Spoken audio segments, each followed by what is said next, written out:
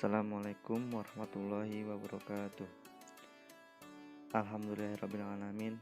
Wassalatu wassalamu ala asrofil anbiya'i wal mursalin wa ala alihi washabihi ajma'in. Amma ba'd. Pertama dan terutama, mari kita bersyukur atas kehadirat Allah Subhanahu wa taala yang telah memberi bantuan dan kesempatan agar kita bisa menjalani aktivitas ini. Salawat selalu kita curahkan kepada Nabi Muhammad SAW yang kita nantikan syafaatnya di yaumul akhir. Yang saya hormati Bapak Imam Mawardi RZ dan teman-teman angkatan 2020 yang saya banggakan. Kami akan membahas materi presentasi tentang manusia dan kehidupan. Yang pertama, perjalanan hidup manusia dari alam ruh hingga hari akhirat. Kehidupan manusia merupakan perjalanan panjang, melelahkan, penuh liku-liku, dan melalui tahapan demi tahapan. Berawal dari alam arwah, alam rahim, alam dunia, dan alam barzah, sampai pada alam akhirat yang berujung pada tempat persinggahan terakhir bagi manusia, surga atau neraka. Alam arwah. Manusia merupakan makhluk terakhir yang diciptakan Allah Subhanahu wa taala setelah sebelumnya Allah telah menciptakan makhluk lain seperti malaikat, jin, bumi, langit, dan seisinya. Allah menciptakan manusia dengan dipersiapkan untuk menjadi makhluk yang paling sempurna, karena manusia diciptakan untuk menjadi khalifah atau pemimpin di muka bumi dan memakmurkannya. Alam rahim. Pertama yang akan dilalui manusia adalah kehidupan dalam rahim 40 hari berupa nutfah, 40 hari berupa alaqah atau gumpalan darah, dan 40 hari berupa mukhah, gumpalan daging. Kemudian ditiupkan ruh dan jadilah janin yang sempurna. Setelah kurang lebih 9 bulan, maka lahirlah manusia. Alam dunia. Di alam dunia, perjalanan manusia melalui proses panjang, dari mulai bayi yang hanya minum air susu ibu, lalu tumbuh menjadi anak-anak, remaja, dan balik. Selanjutnya menjadi dewasa, tua, dan diakhiri dengan meninggal. Proses ini tidak berjalan sama antara satu orang dengan yang lainnya. Kematian akan datang kapan saja menjemput manusia dan tidak mengenal usia. Sebagian meninggal saat masih bayi, sebagian lagi saat masih anak-anak, sebagian yang lain ketika sudah remaja dan dewasa, sebagian lainnya ketika sudah tua bahkan pikun. Di dunia inilah manusia bersama dengan jin mendapat taklif atau tugas dari Allah, yaitu ibadah. Dan dalam menjalani taklifnya di dunia, manusia dibatasi oleh 4 dimensi. Dimensi tempat yaitu bumi sebagai tempat beribadah, dimensi waktu yaitu umur sebagai sebuah kesempatan atau target waktu beribadah, dimensi potensi diri sebagai modal dalam beribadah, dan dimensi pedoman hidup yaitu ajaran Islam yang menjadi landasan amal. Kemudian alam barzah. Fase berikutnya manusia akan memasuki alam kubur atau alam barzah. Di sana mereka tinggal sendiri. Yang akan menemani adalah amal mereka sendiri. Kubur adalah teman dari teman-teman surga atau lembah dari lembah-lembah neraka. Manusia sudah akan mengetahui nasibnya ketika mereka berada di alam barzah. Apakah termasuk ahli surga atau ahli neraka? Jika seseorang menjadi penghuni surga, maka dibukakan baginya pintu surga setiap pagi dan sore. Hawa surga akan mereka rasakan. Sebaliknya, jika menjadi penghuni neraka, pintu neraka pun akan dibukakan untuknya setiap pagi atau sore, dan dia akan merasakan hawa panasnya neraka. Kemudian alam akhirat atau hari akhir.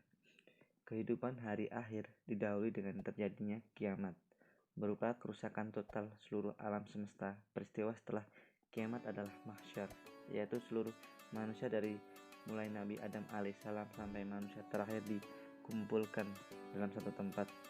Di sana manusia dikumpulkan dalam keadaan tidak beralas kaki, telanjang, dan belum khitan. Saat itu matahari sangat dekat jaraknya, sekitar 1 mil, hingga mengalirlah keringat dari tubuh manusia sesuai dengan amalnya. Ada yang sampai pergelangan kaki, ada yang sampai lutut, ada yang sampai pusar, ada yang sampai dada, bahkan ada yang tenggelam dengan keringatnya. Dalam kondisi yang berat ini, manusia berbondong-bondong mendatangi para nabi untuk meminta pertolongan dari kesulitan yang maha berat itu, tetapi semuanya tidak ada yang dapat menolong. Dan terakhir, hanya Rasulullah SAW yang dapat menolong mereka dari kesulitan mahsyar.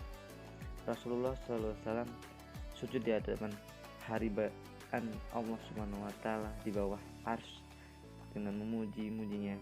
Kemudian Allah Subhanahu wa Ta'ala berfirman, "Tegakkan kepalamu, mintalah niscaya dikabulkan, mintalah syafaat pasti diberikan." Kemudian Rasulullah SAW mengangkat kepalanya dan berkata, "Ya Rabb, umatku," dan dikabulkanlah pertolongan tersebut, dan selesailah mahsyar untuk kemudian melalui proses berikutnya. Dan yang terakhir adalah surga dan neraka. Pada fase yang terakhir adalah sebagian mereka masuk surga dan sebagian masuk neraka. Surga tempat orang-orang bertakwa, dan neraka tempat orang-orang kafir. Kedua tempat tersebut sekarang sudah ada dan disediakan. Bahkan surga sudah rindu pada penghuninya untuk siap menyambut dengan sebaik-baiknya sambutan.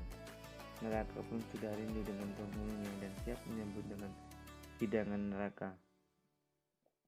Al-Quran dan Sunnah telah menceritakan surga dan neraka secara detail. Penyebutan ini agar menjadi pembelajaran bagi kehidupan manusia tentang persinggahan akhir yang akan mereka diam. Orang-orang kafir, baik dari kalangan Yahudi dan Nasrani maupun orang-orang musyrik, jika meninggal dunia dan tidak bertobat, maka tempatnya adalah neraka. Neraka yang penuh dengan siksaan, percikan apinya jika ditaruh di dunia dapat membakar semua penghuni dunia. Minuman penghuni neraka adalah nanas, dan makannya jagung atau buah berduri. Manusia di sana tidak hidup karena penderitaan yang luar biasa, dan juga tidak mati karena jika mati akan hilang penderitaannya. Di neraka manusia itu kekal abadi. Orang-orang beriman akan mendapatkan surga dan kain sutra karena kesabaran mereka. Dalam surga mereka duduk bersandar di atas dipan, tidak merasakan panas teriknya matahari dan dingin yang hangat. Mereka dinaungi pohon-pohon surga dan buahnya sangat mudah untuk dipetik. Mereka juga mendapatkan bejana-bejana dari perak dan piala-piala minuman yang sangat bening. Mereka akan minum minuman surga yang rasanya sangat nikmat seperti minuman jahe yang didatangkan dari mata air surga bernama salsabila. Dan di surga juga ada banyak sungai yang berisi beraneka macam minuman. Sungai mata air yang jernih, sungai susu, sungai khalm, dan sungai madu. Kemudian kita akan membahas tentang ragam orientasi hidup manusia.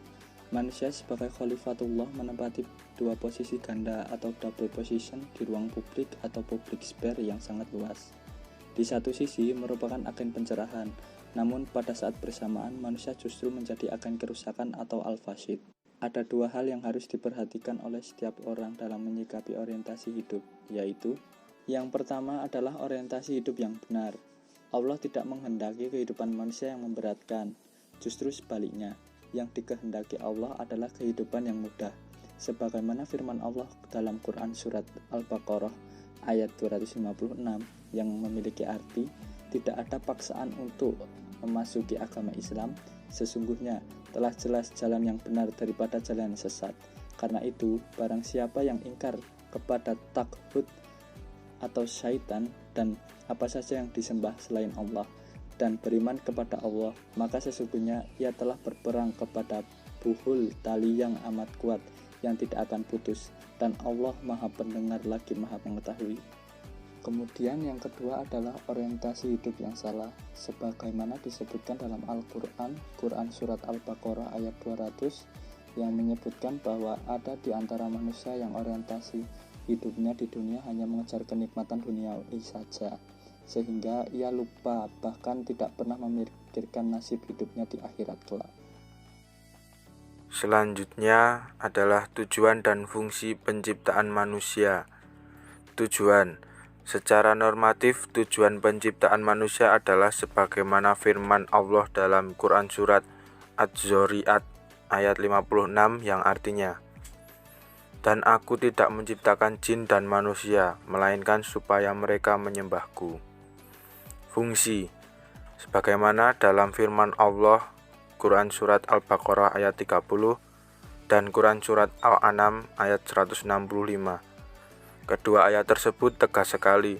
Allah menyatakan bahwa fungsi manusia di bumi ialah sebagai khalifatullah. Oleh karena itu, manusia bertugas untuk menciptakan kemakmuran di dunia dan membangun berbagai segi kehidupan. Demikian isi presentasi kami kali ini. Semoga apa yang saya sampaikan dapat bermanfaat bagi kita semua. Jika ada kekurangan, mohon dimaafkan. Akhirul kalam, wassalamualaikum warahmatullahi wabarakatuh.